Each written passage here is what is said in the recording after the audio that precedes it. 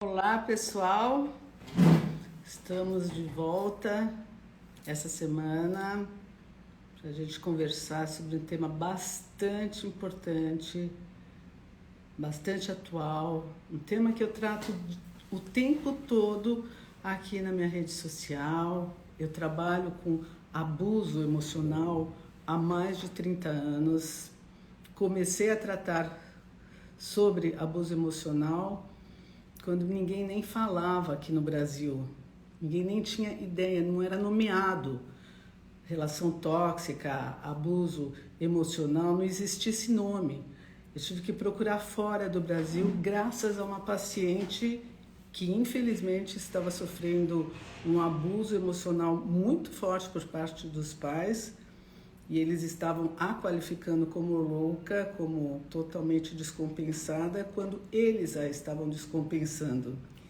E eu me lembro muito que eu só dei crédito total a ela quando ela me mostrou uma gravação, ainda era aquela gravação que se fazia com gravadorzinho ainda. Ela me mostrou uma gravação falando do abuso que ela estava sofrendo e os pais como a estavam tratando, e deu para contextualizar toda a situação, que era uma situação totalmente caótica, em que ela de fato ela tinha razão e esses pais estavam fazendo gaslighting nela, estavam escolhendo ela como bode expiatório da família. E a partir daí eu comecei a procurar fora do Brasil. Ela já havia procurado, ela tinha mais de 20 anos, ela já havia procurado fora do Brasil, e eu fui pesquisar em diversas fontes e fui me instruindo sobre o que é o abuso emocional há mais de 30 anos atrás. Então eu fiquei desperta muito fortemente para esse tema por conta dessa paciente e por conta dos severos abusos que ela sofria em casa.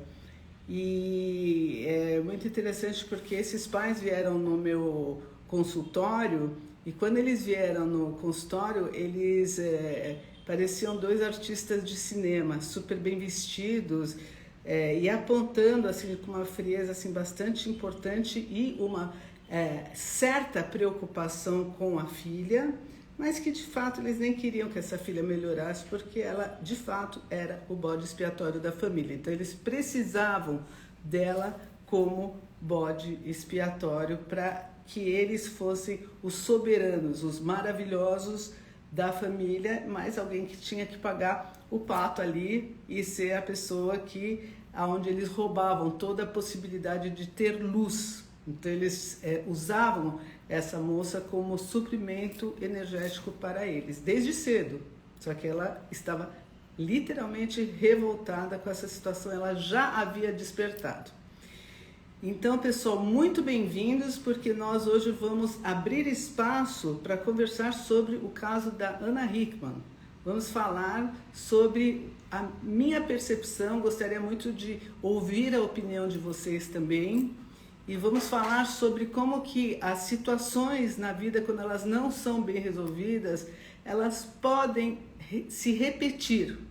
A gente fala em psicologia, a gente faz uma entre aspas, uma brincadeira. Boa noite, Verinha querida. Boa noite, pessoal.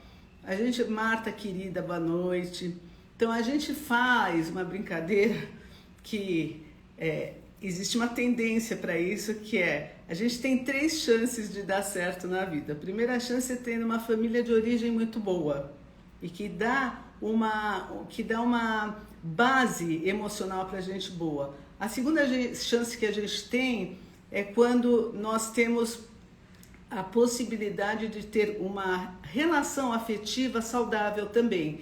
Então, muitas vezes a gente tem uma vida inicial com bastante dificuldade e tem a sorte ou tem o envolvimento que nos traz a cura de todas as nossas feridas.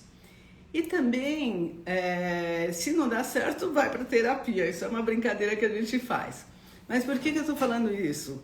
Porque as situações que a gente tem mal resolvidas de infância, lá de trás, elas tendem a se repetir, são cenários. Então, se você passa um cenário difícil, onde você não tem capacidade de elaborar. Às vezes a gente é muito criança e passa por coisas muito, muito difíceis no âmbito familiar, no lugar onde a gente vive, e a gente não tem condição de ter um mecanismo de sobrevivência adulto. Então a gente vai ter um mecanismo de sobrevivência infantil dentro da capacidade cognitiva que a gente tem para aquele momento.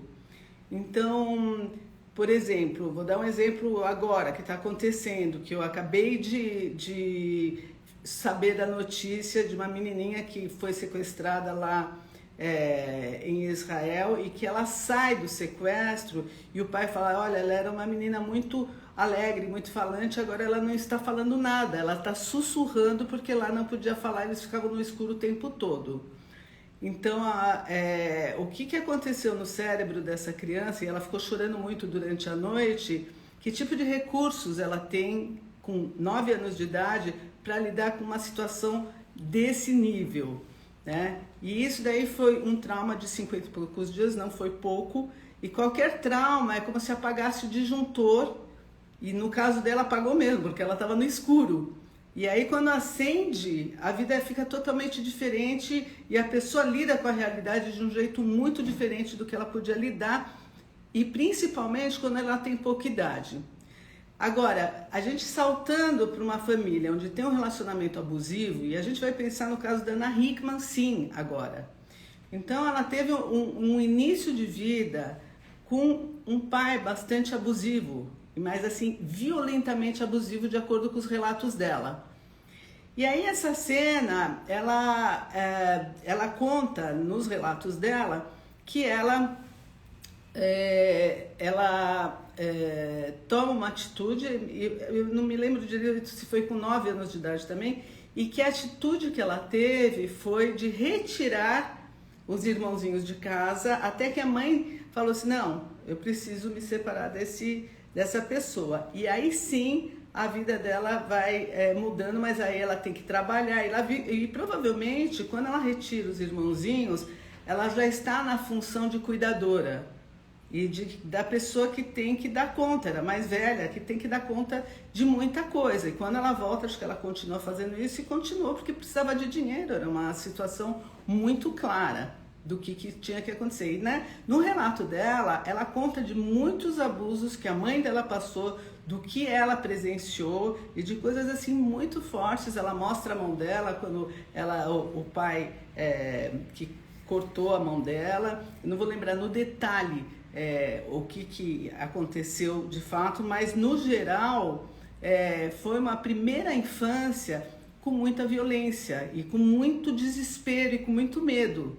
Porque imagina você, uma criança pequena que tem um pai grande, e a gente precisa tomar muito conta, porque os pais realmente eles são maiores do que os filhos, então se eles falam muito forte, mais alto, é muito maior do que a gente imagina nesse mundo nosso dos adultos.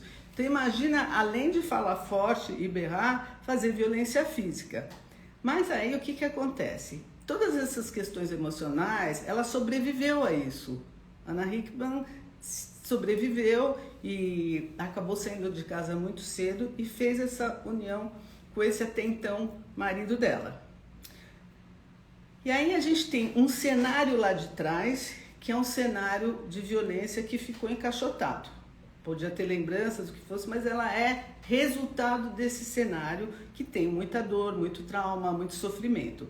Tem pessoas que vão para a guerra e que elas superam pela via positiva, e elas vão fazendo situações que vão reverberando em outras situações.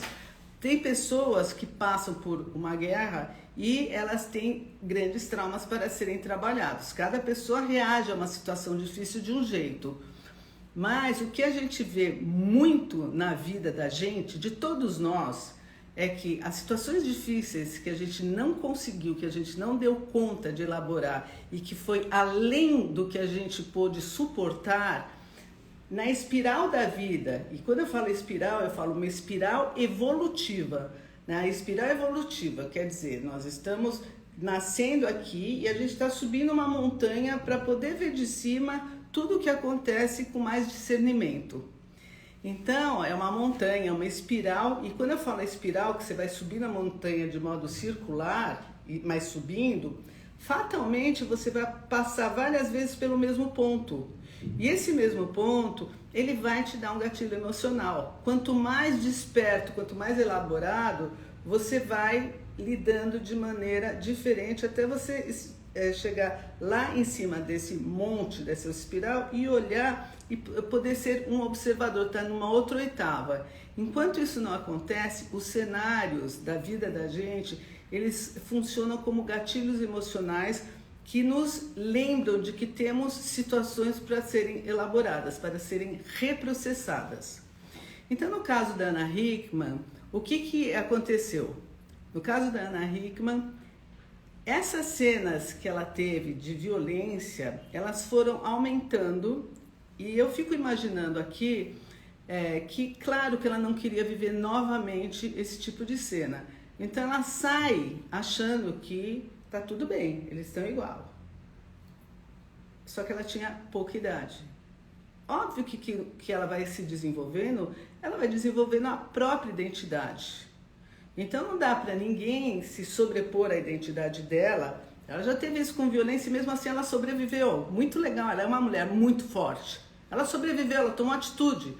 Nessa relação, claro que em algum momento ela ia tomar uma atitude. Ela já tomou uma vez na vida, por que não vai tomar a segunda? E vai tomar de uma maneira muito mais lúcida do modo que ela tomou lá atrás, que já foi lúcido atrás. Mas agora ela é adulta, ela tem outros recursos muito mais elaborados. E mesmo assim, gente, vejam como que foi difícil ela chegar no ponto de tomar essa atitude. Olha que coisa muito forte. Aí a gente vai falar assim, por que ela demorou tanto se ela já sabia o que era abuso emocional? Por quê? Então vamos lá. Eu anotei aqui várias situações e eu quero compartilhar com vocês essas situações que confundem a vítima, mesmo quando ela teve uma situação atrás de algum modo semelhante e que está se repetindo para ela definitivamente ter a chance de resolver situações que não foram bem resolvidas. Não é que é para isso, mas ela vai ajudar a isso. Ela pegou, a Ana Hickman pegou essa onda e no momento que ela foi afrontada de uma maneira muito forte, que ela descobriu coisas, ela falou assim, não, sou guerreira aqui, sabe? Aí fui lá, você aqui, porque eu sou isso daí, eu sou. Então ela despertou para toda a força que ela sempre teve, ela se reiluminou para ela. Então, ela deixou de ser cuidadora de outros para ser cuidadora de si, que é maravilhoso, maravilhoso essa mulher. Ela está se iluminando para ser cuidadora de si. E quando ela é cuidadora de si, ela abre para 190, ela abre para chamar os cachorros para defender ela vai sobreviver a qualquer custo. E ela abre para o mundo, e ela ainda não abriu tudo e vai abrir o que ela quiser, porque ela já está com o poder da vida dela na mão dela. E isso daí é o caminho para a cura emocional. Muito bem, agora vocês podem me perguntar, por que será que ela demorou tanto para chegar nesse ponto? Porque ela foi super acuada para isso? Pode ser que tenha sido chamado maior para ela funcionar nesse despertar. Mas ela funcionou. Isso que é o legal. Em algum momento ela ia funcionar. E ela protegeu quem? Ela protegeu a criança dela no nome do filho. Ela protegeu, ela está protegendo. Agora, o que acontece no meio desse percurso que ela fala e que faz o desenho da dinâmica do abuso, mas tão bem feito esse desenho? E como é fato? Por que demorou tanto para ela se desvencilhar e chegar nesse ponto de ruptura? Então eu vou dar aqui 2 motivos que tem bastante situações nesses 2 motivos. O primeiro motivo é porque ela não tinha essa clareza, tá?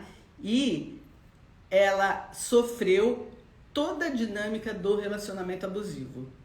E mais, ela sofreu o que o mundo externo, mesmo os que estão muito próximos dela, não conseguem ver quando a pessoa é narcisista, que ela fica muito bem para todo mundo, embora ele tinha ultrapassado a linha vermelha faz tempo, Mas mesmo assim, tem algumas pessoas que falam assim, não, olha o que você vai fazer, você vai destruir a família, você vai destruir a sua vida. E não, a gente sabe que quando existe um relacionamento abusivo muito forte, muitas vezes, isso não é sempre, mas muitas vezes uma separação mostra que o modelo de mãe é o modelo de uma mãe guerreira. E eu não falo só da mulher, o homem também, quando passa por um relacionamento abusivo muito forte, se ele decide romper, ele está falando para os filhos, eu não preciso ficar num lugar, vocês não precisam ficar num lugar na vida de vocês, onde vocês vão ser desqualificados e onde vocês vão ter um abuso emocional deste tanto. Eu casei, a gente se transformou e vocês vão saber agora que as pessoas se transformam, que eu não via o que eu estou vendo agora e que a gente pode sim despertar ao longo da vida e mais do que isso, além de despertar, a gente pode tomar atitudes em nome da vida e que isso que faz a mágica do movimento da vida. Porque se você continua a viver em cárcere percebendo as coisas e não tomando atitude, seja ela qual for para você se libertar, tem vezes que você não se separa, mas toma outras atitudes. Se você não toma nenhuma atitude, você morre por dentro. E morre lentamente, psiquicamente e fisicamente. E a vida de todos à sua volta fica paralisada, porque você faz parte dessa família como uma das protagonistas. Então, o que aconteceu? Aconteceu que pessoas à volta dela provavelmente não tiveram a capacidade de perceber o drama. E ela mesma teve dificuldade de ver porque existe gaslighting. E o gaslighting, ele deixa as vítimas em dúvida sobre a própria percepção. E muitas das vítimas, elas só tomam uma atitude drástica em nome da vida, elas buscam isso daí, quando elas têm provas evidenciais de que o relacionamento não é bom. Então elas buscam se ter uma traição, às vezes elas encontram, e aí elas têm um motivo, sim, eu posso me separar. Ou elas buscam falcatruas, ou elas anotam passo a passo de onde elas estão sendo contaminadas, como o gaslighting, para dizer que elas não são aquilo que elas são, para desdizer aquilo que elas perceberam, para contaminar a mente delas de que elas são loucas quando elas não são. E esses abusadores, ou eles falam demais, ou eles fazem aquela técnica do silêncio, e esses dois momentos, eles, além de todas as falas, que às vezes fala muito, a própria vítima, ela perde a noção da própria realidade. Ou ela abandona a sua lucidez e deixa para lá, ou ela prefere ficar em paz e pede desculpas de coisas que ela não tem culpa. Então, é um momento de prestar muita atenção em qual é o lugar que você está ocupando, se você está de desistente porque ele fala demais, e eu falo ela fala demais também, porque quando o relacionamento é ao contrário, independe do gênero. Se você está numa relação onde você percebe que tem um abuso, então percebe se existe gelo e qual é o contexto, se é justo para você. Porque, de fato, eu acho que, de qualquer modo, não conversar e fazer o gelo já é um castigo. Então, a gente já pode olhar com os olhos bem arregalados que tipo de relação que precisa de um corretivo, que precisa de um castigo. Então, quem é essa pessoa que te dá o castigo? Que idade você tem? Em que idade ela te coloca quando ela te dá o gelo? Quem que coloca quem em gelo? Para quê? Por quê? Então, começa a se perguntar. E passando por esse momento, a gente vê um outro momento, que é quando a vítima começa a questionar, ela começa a ver, ela não consegue desver o que ela viu. Então o abusador, ele vai ficar ensandecido e ele vai querer fazer ela voltar a dormir, que o pessoal usa a palavra hovering, né? Vai aspirar ela de volta. Mas ele vai querer fazer ela dormir de novo. E ele vai falar um monte de coisas de novo com gaslighting, ou ele vai tentar se redimir, que é uma balela, que isso não é real. Mas algumas vezes ela vai entrar e vai achar que sim, ele pode ser uma pessoa boa. E aí a gente vai remontar as situações lá de trás de histórias que podem se repetir. Puxa, será? Meu pai podia ter sido um cara bom, sim, será? Não, ele foi péssimo, mas eu queria que ele fosse bom. Aqui nessa versão ele vai ser bom, nesse cenário ele vai ser bom, o homem vai ser bom, a figura do homem vai ser boa. Então eu ainda não estou totalmente resolvida porque eu ainda acredito que um abuso pode não ser um abuso. Então toda essa trama do cérebro, ela vai passando até que, graças aos céus, a maioria das vítimas, hoje mais do que nunca, está sobrevivente e está sendo mais forte do que nunca, totalmente iluminada, e não porque se ilumina de repente, mas porque ilumina quem elas sempre foram. Colocam para fora o self, o eu, resgatam a alma sequestrada, que é o nome do meu livro, que é Sequestradores de Almas. Então existe um resgate e a única pessoa que pode resgatar essa alma sequestrada é a pessoa que se tem de volta, que é ela mesma.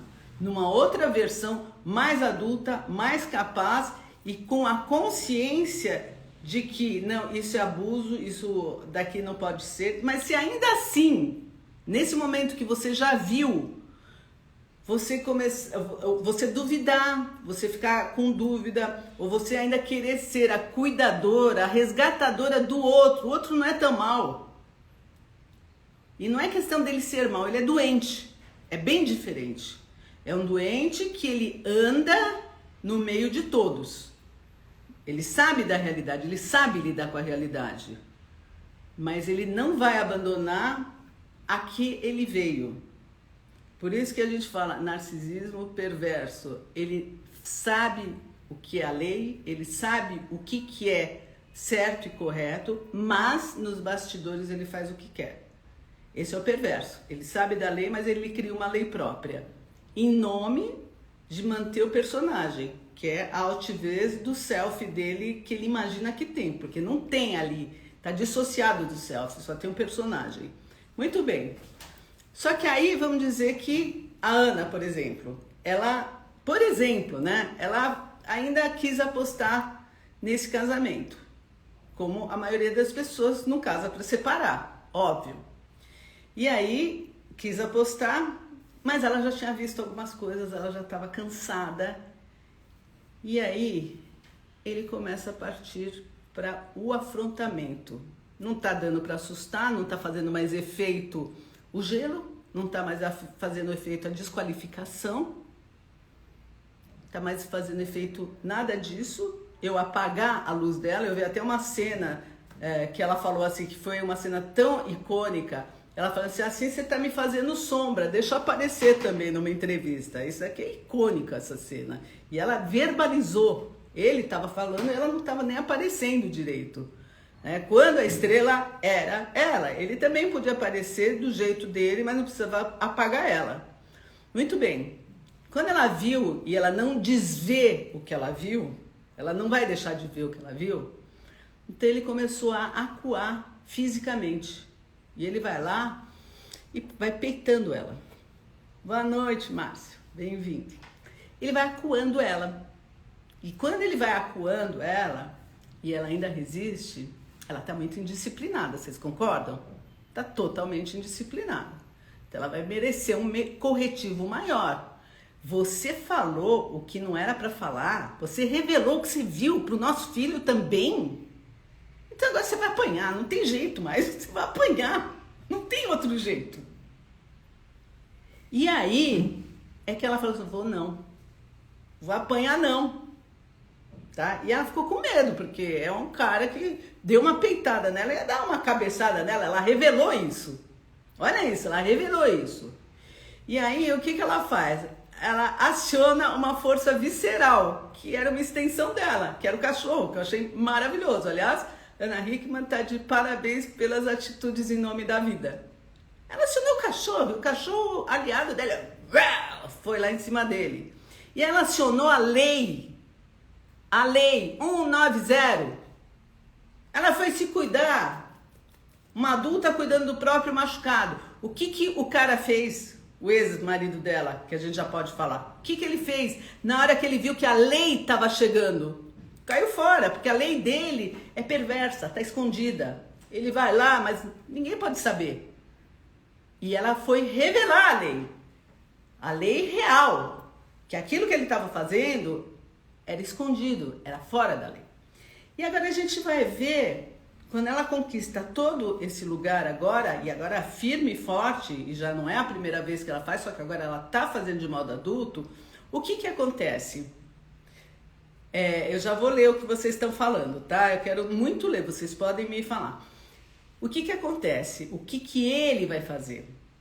Ele vai fazer o plano C, não é nem B, porque o plano B é o volte a dormir, é o hover, né, que a gente fala. O plano A é o love bomb, eu sou poderoso. Tem todas aquelas etapas, né? Aí tem o processo que está em andamento o tempo todo, que é o apagamento e a desqualificação. O plano C dele significa, a gente fala que são os macacos voadores. Então, o que são os macacos voadores? Como ele já perdeu o poder sobre ela, e ele já está revelado porque ele de fato fez uma agressão, que na lei não se faz, na lei moral de cada um, não se faz esse tipo de agressão, nem homem para mulher, nem mulher para homem. Ele sabe que é uma lei reversa, que ele inventou que ele podia fazer isso daí, porque ele ia dar um corretivo nela. Então ele sabe que ele estava errado. Ele vai ficar bonitão da fita. Então ele vai fazer o quê? Ele vai querer reverter, tá? Ele não pode dizer que ela provocou isso nele, porque, né? Então o que ele vai fazer? Ele vai contaminar as pessoas, mostrando ou que ele não é boa da cabeça, ou que ela era descompensada. Ele vai inventar um monte de coisas que a gente já sabe que esses abusadores, quando eles são pegos, eles fazem. E eu tô falando de qualquer um, tá? Não tô falando especificamente dele.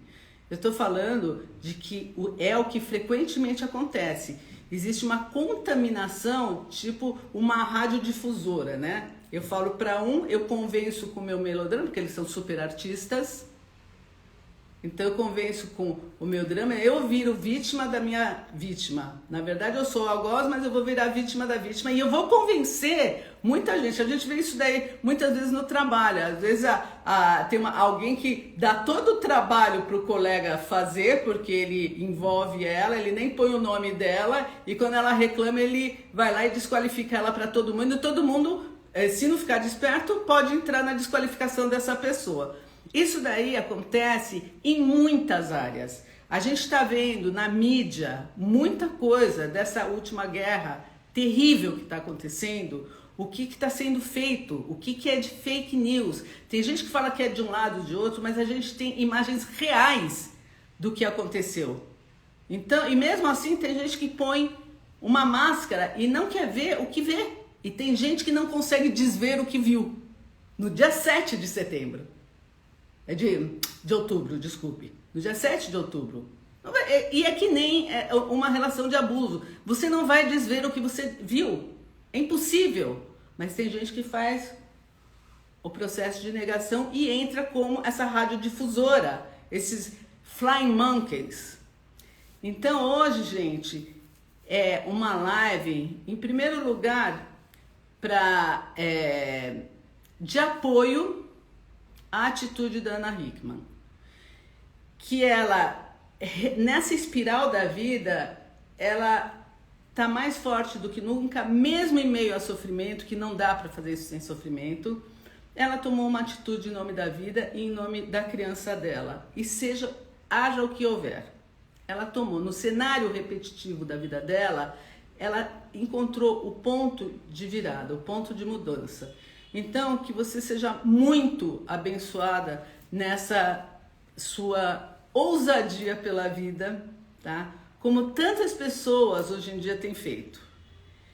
E aqui o meu desejo sincero para que, independente do gênero, para que vocês não desvejam o que vocês viram em todas as áreas da vida.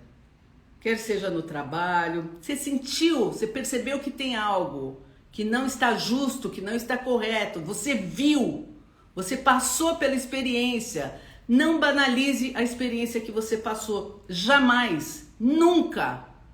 Não passe por cima dando razão a quem foi indelicado, a quem te abusou. Não dê razão para um abusador, por mínimo que seja a desqualificação, por mínimo que seja a falcatrua.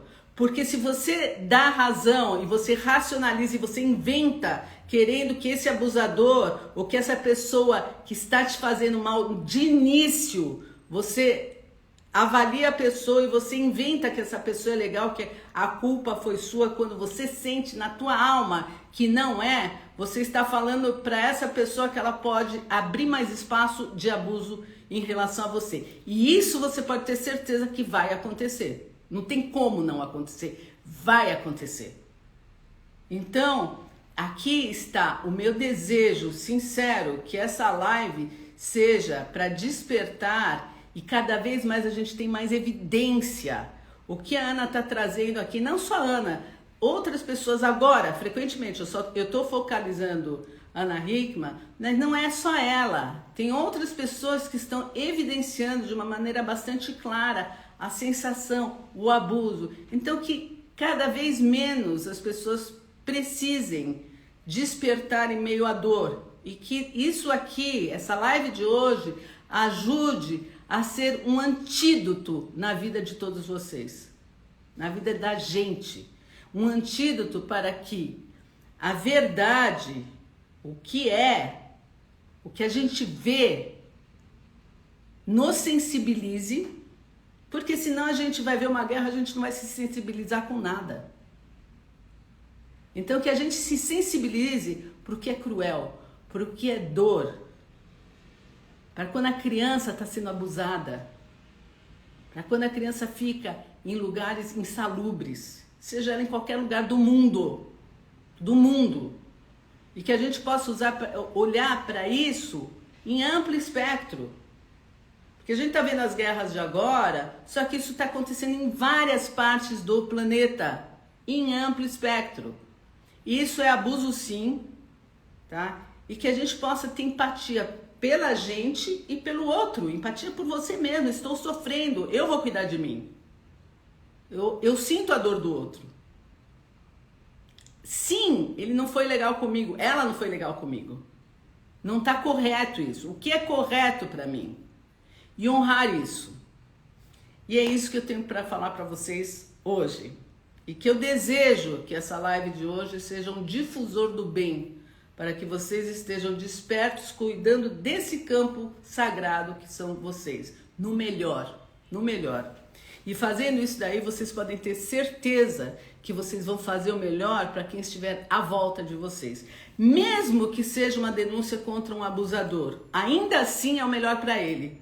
Porque vai ter a possibilidade de botar freio e da pessoa olhar para dentro de si e se perguntar, será que eu fiz algo de errado? Às vezes é impossível a pessoa sair desse tipo de looping, mas sempre é uma chance, certo? E agora eu vou dar uma olhada aqui, que tem algumas pessoas que falaram, se vocês quiserem falar alguma coisa, então eu estou à disposição de vocês, tá bom? Nos meus atendimentos aparece muito a questão de dependência financeira dos maridos.